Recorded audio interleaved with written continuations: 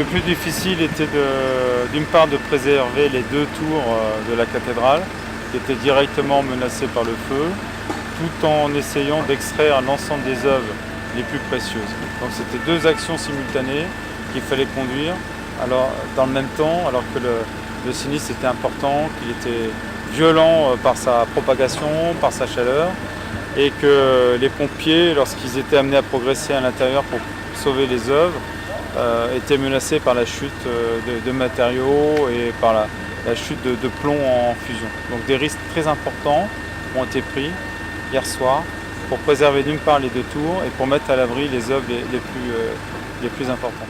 Les personnels, les pompiers doivent s'engager vraiment au plus près de façon à abattre les flammes tout en évitant de créer des désordres dans l'architecture. Les dégâts sont importants parce que comme vous avez pu le constater, l'ensemble pratiquement la totalité de la toiture est détruite, mais les structures porteuses sont maintenues. Et encore une fois, les œuvres les plus importantes ont été préservées et les deux tours qui étaient directement menacées ont pu être sauvées et ne sont pas effondrées. C'était un combat contre la montre pour abattre les flammes, pour éteindre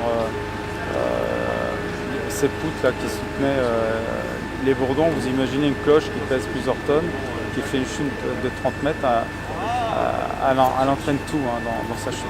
Aujourd'hui c'est stabilisé, à l'heure où on se parle, il faut être prudent, faut être prudent parce que les structures ont souffert, mais je pense qu'on peut considérer que les deux tours ne risquent plus l'effondrement. D'emblée, c'était très dangereux d'engager des sapeurs-pompiers de Paris. À cause de la structure du bâtiment Comme je vous l'ai dit, c'est une chaleur qui est intense, qui est rayonnante, il y a des risques de chute des pompiers.